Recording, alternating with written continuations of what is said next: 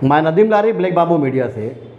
आज 1 मई 2022 को कांग्रेस पार्टी के मुमरा के युवा और कर्मठ जुझारू नेता सलमान रिजवी की तरफ से एक अफ्तार पार्टी का आयोजन किया गया था। यह अफ्तार पार्टी मुमरा बाईपास पे वाई जंक्शन के पास में रखा गया था।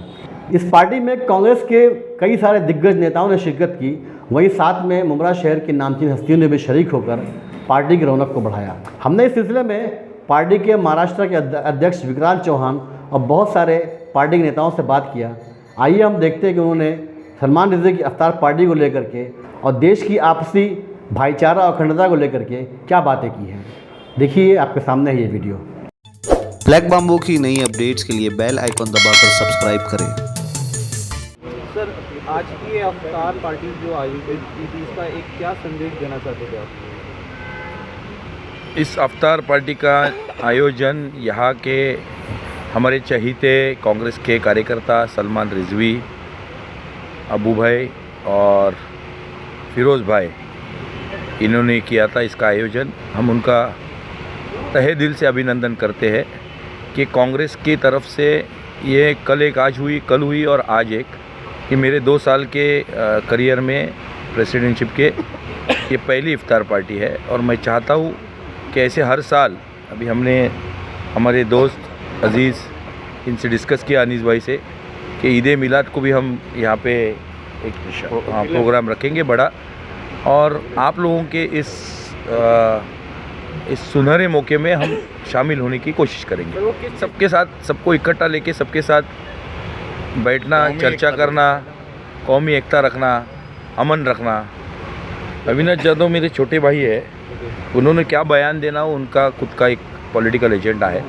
वो MNS के प्रेसिडेंट है, मैं कांग्रेस का प्रेसिडेंट हूँ, और वो उनके जगह पर, हम हमारे जगह पर, हम सबके साथ है। वो किसी के साथ है, उससे हमें लेना देना नहीं।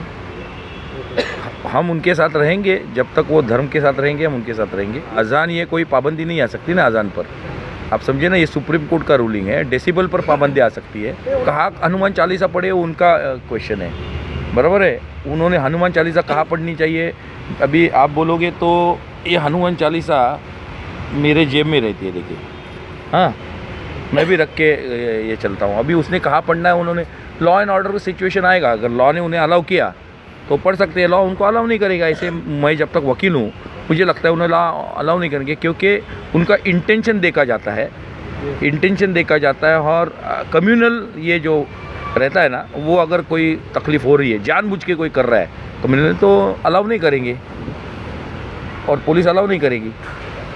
बाकी रही बात हनुमान चालीसा पढ़ने की, तो वो भी माँ की औलाद है, आप लोग भी माँ की औलाद है ना, कोई थोड़ी डरता है किसी से।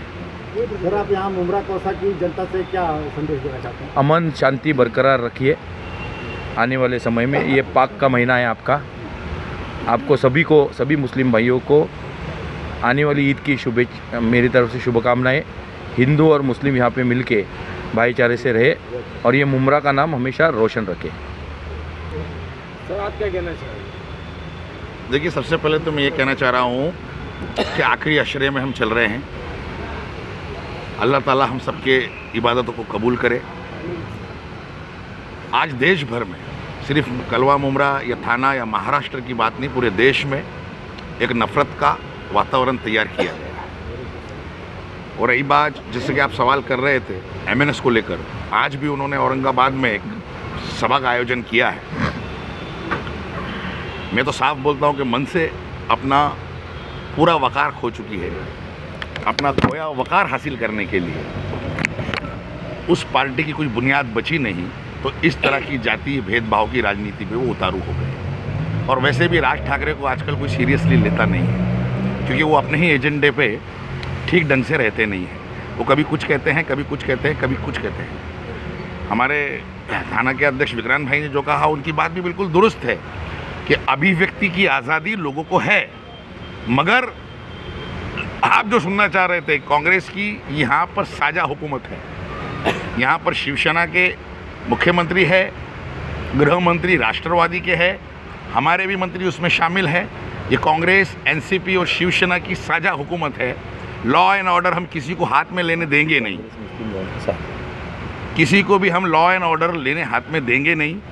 अभी महाविकास आघाड़ी ने एक सर्वदलीय बैठक बुलाई गई थी, जिसमें जनाब भी पहुंचे थे, मनसे के भी अध्यक्ष पहुंचे थे, दूसरे भी लोग पहुंचे थे, मगर बीजेपी के लोग नादारात रहे। कांग्रेस, क्योंकि उनका मुखौटा खुल चुका है लोगों के सामने। देखिए, महाविकास आघाड़ी को कांग्रेस के नेताओं ने साफ बोल दिया है, अगर हम आपके बाजू से नहीं खड़े हो गए, महाविकास आघाड़ी हमारे भाइयों के इस झमेले में, तो हम महाविकास आघाड़ी से बाहर निकल जाएंगे, सरकार से।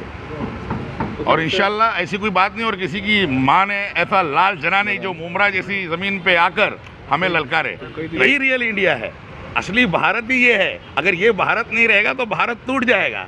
और यही लोगों ने सबने मिलके, आपने देखा होगा कि इतनी दंगा करने के बाद में दिल्ली में जहांगीरपुरी में जो दंगा हुआ, उसमें लोग निकल के, लोगों ने तिरंगा रैली निकल, लोगों के घर तोड़े गए बाकायदा। एक नफरत का, मैंने कहा ना कि नफरत का माहौल तैयार किया जा रहा है। मैंने बहुत पहले एक बात कही थी कि नफरत का अब चलन तो यहाँ बेहिसाब है, चारों तरफ ही देश में हालत खराब है। और हिंदुत्व का दिलों में जो जज्बा उबल रहा, ये सब सियासतों का फ़कत एक उबाब है। ये सब सियासत है जो हिंदुत्व। आज हमारे साथ बीच में संदीप जी बैठे हैं, ये मीडिया पैनलिस्ट है महाराष्ट्र के, ब्राह्मण है, ये ब्राह्मण है, और हमारे बीच बैठे ब्राह्मण हैं, है, और कांग्रेस के मीडिया पैनलिस्ट है वैशाली जी भोसले बैठी है, महिला अध्यक्ष हैं, और हमारे बीच में ऐसे नाना कदम बैठे हैं, दूसरे तमाम लोग बैठे हैं, और बुद्ध समाज के हिंदी से जो बैठे हैं अच्छे, हमारे क्या नाम है, इमरान भाई बैठे हैं, और रिजवान वसीम सैयद बैठे हैं। बस जहाँ तक भोंगे की बात है, मैं आपको बता दूं, लॉ एंड ऑर्डर सबके लिए है। केवल मस्जिदों में भोंगे नहीं है, गुरुद्वारे में भोंगे हैं, मंदिरों में भोंगे हैं, और भी तमाम धार्मिक स्थलों पे भोंगे हैं। सुप्रीम कोर्ट की साफ गाइडलाइन है, 6 बजे से लेकर रात को 10 बजे तक हम स्पीकर का अजान के लिए, धार्मिक प्रवचनों के लिए इस्तेमाल कर सकते हैं। वो बात डिजिबल साउंड का है, वो पुलिस स्टेशन का काम है। जो निजी जो पुलिस स्टेशन है, जो लॉ एंड ऑर्डर मेंटेन करने वाले, उनका काम है कि वो चेक करें कि उसकी आवाज़ बढ़े नहीं। देखिए, मैं कांग्रेस पार्टी से हूँ, तो जब आप कांग्रेस के नेताओं को देखा होगा या कांग्रेस के कार्यक्रम को कहीं भी देखा होगा आपने, तो वहाँ से सर्वधर्म समभाव का ही मैसेज दिया जाता है। और ये गंगा जमुनी सरस्वती को दिखाने की है कि कांग्रेस के मंच पे आप जहाँ भी देखेंगे वहाँ हिंदू होगा, मुस्लिम होगा, सिख होगा, हम सबको लेके चलने वाले लोग हैं। और कांग्रेस ये एक विचार है, ये कोई व्यक्ति को लेके और पार्टी को, चुनाव को लेके हम बाहर नहीं निकल रहे हैं। कांग्रेस एक विचार है जो देश की आज़ादी से लेकर, युवाओं की बेरोजगारी से लेकर, देश में किसानों की लड़ाई को लेकर, छात्रों को लेकर, हर जगह कांग्रेस लड़ रही है। कांग्रेस को आपने कभी भी मंदिर मस्जिद में बांटते हुए नहीं देखा होगा। तो देश में ज़्यादातर मैक्सिमम मुद्दे धर्म को लेकर क्यों निकलते हैं? देश में और भी बहुत सारी इशू है। ये 2014 के, आपने देखा होगा 2014 के बाद से कुछ ऐसे लोग बैठे हैं जिन्होंने धर्म के नाम पर अपनी सारी चीज़ों को दबाना है। आप देखिए, महंगाई देखिए, आज 116 रुपये पेट्रोल के दाम हो गए हैं, 1000 रुपये सिलेंडर हो गया है। उसकी ना चर्चा करके वो हनुमान चालीसा की बात करते हैं। मैं ब्राह्मण हूँ, मैं हिंदू हूँ जी। देखिए, ये जो ताकत है वो धर्म के आधार पर ही काम करना चाहती है। जो इस समय देश में बैठे हुए देश के प्रधान या उनके सहयोगी लोग, आप देखिए एक भी सेकुलर आदमी को या कांग्रेस के किसी भी नेता को जो कभी धर्म की बात किया हो। हम महंगाई की बात करते हैं, बेरोजगारी की बात करते हैं, हम पेट्रोल के लिए आंदोलन करते हैं, हम कलवा मुब्रा के लिए आंदोलन करते हैं। यहाँ जितने भी अवैध निर्माण हो रहे हैं, हमारे जिला अध्यक्ष, हमारे यहाँ के स्थानीय नेता आपको हमेशा आंदोलन करते दिखते होंगे। अभी 2024 में पब्लिक चेंज करेगी इनको, क्योंकि 14 देखा, 19 देखा, अभी 24 देखना है। पूरा साल इन लोग धर्म में निकाल दिया, धार्मिक भेदभाव पैदा करके। तो क्या ये चेंज होगा यहाँ पे? जी 100% होगा। महाराष्ट्र से ही इसकी अलग चलेगी। का भाषण है, आदरणीय श्री नाना पटोले जी के नेतृत्व में ही महाराष्ट्र से ही बदलाव की शुरुआत होगी, और आने वाले समय में धीरे धीरे हर जगह देश में बदलाव होगा।